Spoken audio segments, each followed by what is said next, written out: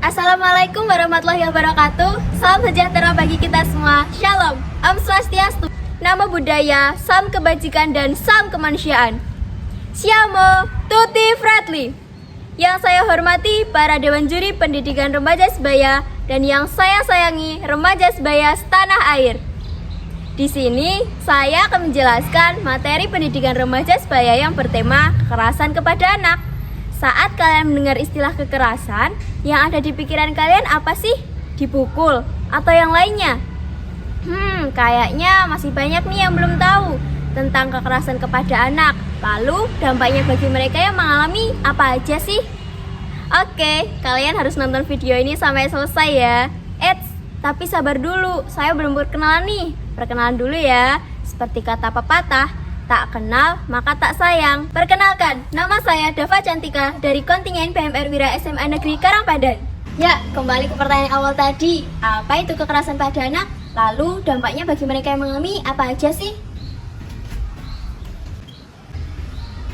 Oke, secara luas kekerasan pada anak itu adalah segala perbuatan yang dilakukan oleh orang lain kepada anak hingga menyebabkan anak itu menderita atau sengsara.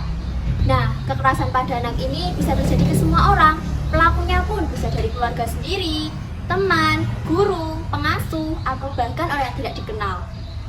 Kekerasan pada anak ini bisa terjadi secara sengaja maupun tidak sengaja apabila si pelaku adalah orang dengan gangguan jiwa. Jadi, kekerasan pada anak itu dibagi menjadi 4. Apa aja sih? Yang pertama ada kekerasan fisik. Apa itu kekerasan fisik? Secara luas sih, kekerasan fisik itu dapat didefinisikan sebagai tindakan yang dilakukan oleh orang lain kepada anak hingga menyebabkan anak ini terluka atau cedera. Anak yang mendapat kekerasan fisik ini dapat mengalami luka ringan, berat, hingga bahkan dapat menyebabkan kematian. Yang kedua ada kekerasan seksual. Hayo, apa itu kekerasan seksual? Pasti kalian udah sering denger nih kasus-kasus tentang kekerasan seksual, baik di media sosial, televisi, maupun koran. Udah banyak banget nih kasus-kasus tentang kekerasan seksual. Terus kalian udah tahu belum apa itu kekerasan seksual? Oke, jadi menurut WHO, kekerasan seksual itu adalah segala tindakan yang dilakukan oleh orang lain dengan menyasar seksualitas atau organ seksual seseorang tanpa mendapat persetujuan dan mengandung unsur ancaman atau paksaan. Kekerasan seksual terjadi karena adanya ucapan maupun perbuatan yang dilakukan seseorang untuk menguasai orang lain serta membuatnya terlibat dalam aktivitas seksual yang tidak dikehendakinya. Yang ketiga ada kekerasan psikis. Nah, kekerasan psikis ini adalah kekerasan pada anak yang paling sulit didefinisikan. Namun, pada umumnya, kekerasan psikis ini adalah segala bentuk kekerasan non-fisik yang dapat menyebabkan gangguan pada mental anak, ketakutan, serta tekanan yang berlebih. Walau tidak menimbulkan luka yang kasat mata, namun kekerasan psikis ini dapat merusak kesehatan mental anak dan perkembangan sosial anak.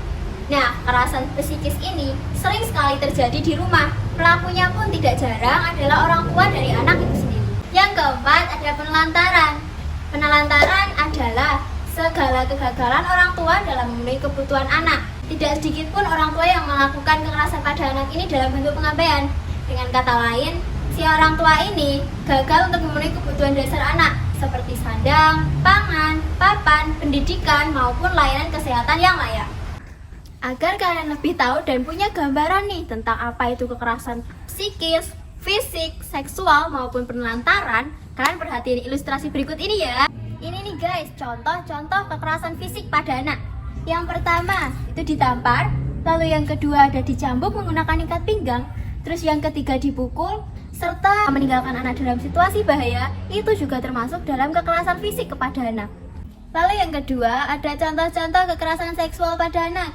Yang pertama itu diperkosa, lalu yang kedua diperdagangkan dengan tujuan seksual, lalu yang ketiga ada catcalling. Kalian tahu catcalling gak sih? Catcalling itu sering banget terjadi loh di kehidupan sehari-hari. Misalnya nih, kalau kalian lagi jalan-jalan, terus dipanggil sama orang yang gak dikenal, terus dimintain nomor WA-nya atau digoda-godain deh, itu juga termasuk dalam catcalling. Terus yang ketiga, ada contoh-contoh kekerasan psikis pada anak. Misalnya nih yang pertama, bagi mereka yang memiliki street parents, mereka tuh hidupnya kayak tertekan karena aturan-aturan yang mungkin dibuat orang tua itu berlebihan, jadi anak itu menjadi stres, depresi, atau mengalami gangguan kesehatan yang lainnya. Lalu misalnya dimarahin, itu juga termasuk dalam kekerasan psikis. Lalu yang keempat, ada contoh-contoh penelantaran pada anak, yaitu anak diabaikan, lalu anak yang kurang kasih sayang karena keluarganya bercerai.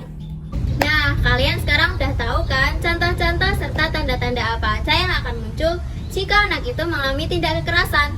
Oke, sekarang saya mau menjelasin nih dampak-dampak apa aja yang akan muncul jika anak itu mengalami tindak kekerasan. Yang pertama, anak akan kesulitan tidur. Lalu yang kedua, emosinya tidak stabil.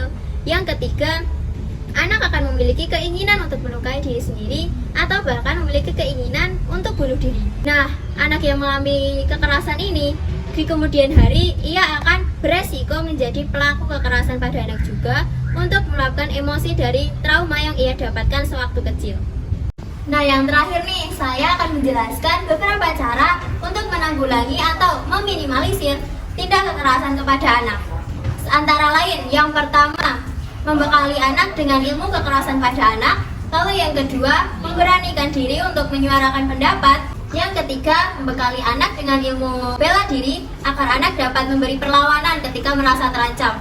Lalu yang keempat, membangun komunikasi yang baik antara orang tua dengan anak agar anak dapat terbuka kepada orang tua serta menceritakan apa aja masalah yang sedang ia alami. Lalu yang kelima, melapor ke pihak yang berwajib ketika anak mengalami kekerasan agar pelaku dapat diberi hukuman yang setimpal dengan apa yang telah mereka lakukan. Sekian yang dapat saya sampaikan. Apabila ada salah kata maupun perbuatan, saya mohon maaf sebesar-besarnya. Terima kasih bagi kalian semua yang sudah menonton video ini dari awal hingga akhir. Semoga semua informasi yang saya berikan dapat berguna bagi kita semua dan orang-orang di sekitar kita. Nah, udah hampir sampai di akhir video nih. Tapi sebelum saya sudahi, apabila kalian semua berkenan meluangkan waktunya untuk bercerita soal kekerasan kepada anak, terus dampaknya yang kalian alami, serta cara dan proses untuk berdamai dengan trauma yang ada, bisa kalian tulis di kolom komentar ya. Barangkali cerita dan pengalaman kalian dapat berdampak positif yang begitu besar bagi mereka semua yang membacanya. Sampai bertemu lagi di kesempatan selanjutnya ya. Semoga selalu diberi kesehatan dan berbahagia selalu serta diberkati oleh Tuhan Yang Maha Esa. Wassalamualaikum warahmatullahi wabarakatuh. Siamo tutti fratelli.